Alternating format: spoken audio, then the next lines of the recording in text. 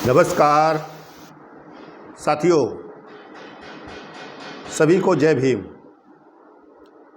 देश में ये स्थिति गड़बड़ क्यों है?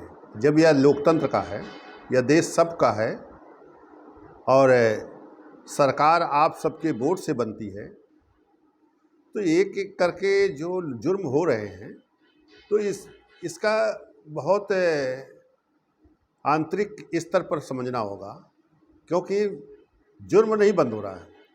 वो कारण सीधा है कि अपनी अपनी श्रेष्ठता में है और सभी ऊंचा रहना चाहते हैं। सभी एक दूसरे के खिलाफ, एक दूसरे को साजिश का शिकार बनाने की कोशिश करते हैं।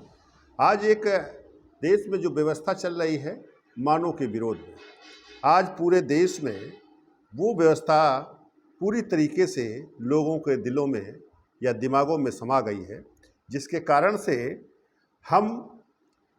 हमारे ऊपर जो तमाम जुर्म हो रहे हैं, हम उनके खिलाफ आवाज़ तो उठाते हैं, लेकिन उसका कारण जो है कि आखिर ये जुर्म क्यों हो रहे हैं, उसके कारण को हम नहीं समझ पा रहे हैं। क्योंकि कोई भी अन्याय, अत्याचार या जुर्म है तो उसका कोई कारण है, और कारण को अगर समझ लेंगे तो फिर उसका निवारण हो जाएगा।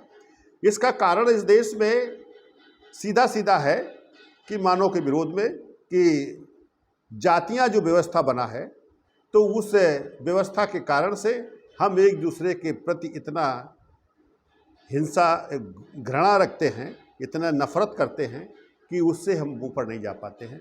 इसीलिए जो इस देश में जो प्रतिनिधित्व का सवाल खड़ा है, जो इस देश में लोकतंत्र है, तो ये विकृत सामाजिक व्यवस्था थी, तो उसमें सभी की भागीदारी रहे, सभी का प्रतिनिधित्व रहे, तभी यह देश मजबूत हो सकता है, तभी एक समाज की, एक व्यवस्था की बात को रोका जा सकता है और उसे सभी की व्यवस्था को आधार दिया जा सकता है, और तभी मानवता आ सकती है, तभी मानवता का सिद्धांत बन सकता है।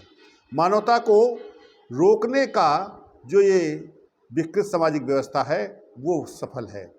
और इस देश में हम जिसके ऊपर जुर्म हो रहा है वो सह रहा है, वो उस पीड़ा को उठा रहा है, लेकिन जो खास इसका मुद्दा है प्रतिनिधित्व का, कि यह देश में सबका है, तो सबका हर स्तर पर प्रतिनिधित्व होना चाहिए, चाहे वो न्यायालय हो, चाहे वो प्रशासन हो, चाहे राजसत्ता हो, चाहे मीडिया हो, तभी वो बात उठेगी, तभी वो जुर्म के खिलाफ बात उठेगी और उस जुर्म को रोका जा सकता है, उस अन्याय अत्याचार को रोका जा सकता है।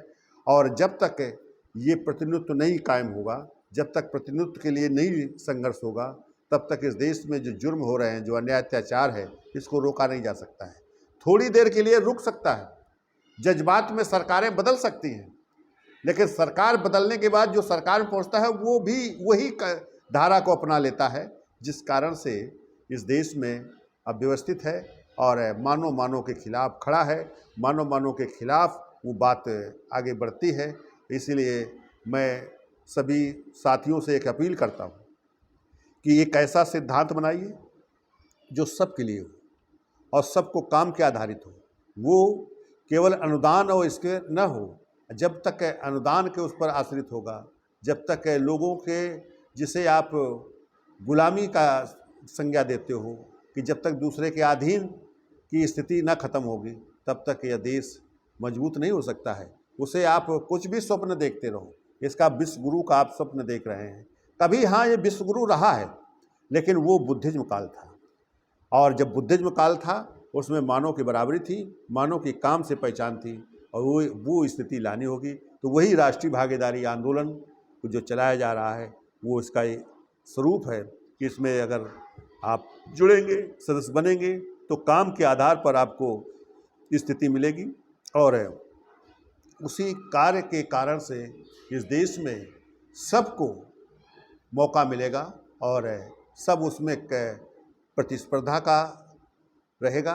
जिसका काम आगे होगा या उस व्यवस्था में आगे होगा, तो उस देश के आगे पदों में पहुंचेगा, तभी यह देश को मजबूत बनाया जा सकता है। ये फिर से विश्व गुरु के स्तर पर पहुंच सकता है। तो विश्व गुरु पर पहुंचने के लिए ये देश शिक्षित होना चाहिए, आदर्श देश होना चाहिए, और इसमें हर सर्वसंपन्न होना चाहिए, जब इसका उदाहरण दूसरे देशों में हो। आज तो पूरे विश्व के स्तर पर विकृतियों का समावेश हो चुका है, तभी वो अपनी श्रेष्ठता के लिए खून खराबा कर रहे हैं, मानव की हिंसा कर रहे हैं।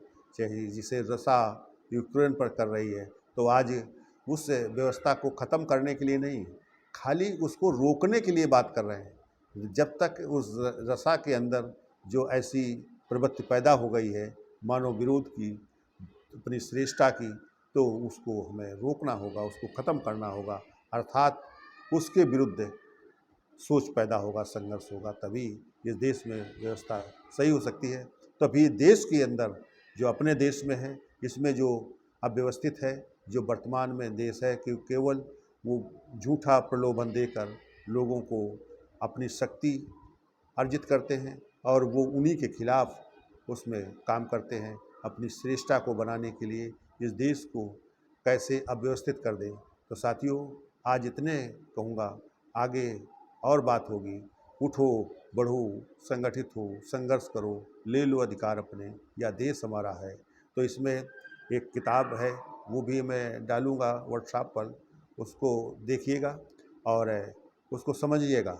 उसमें हर स्तर पर जो उसमें जुड़ेगा राष्ट्रीय भागीदारी आंदोलन में, तो उसको हर स्तर पर उसको लाभ मिलेगा, उसके काम की पहचान होगी।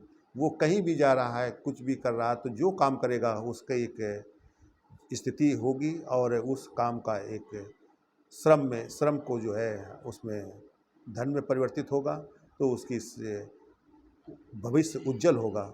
ये उसका सिद्धांत है और इसमें हर व्यक्ति की पहचान काम से होगी। धन्यवाद साथियों। जय भीम, जय भारत। धन्यवाद साथियों।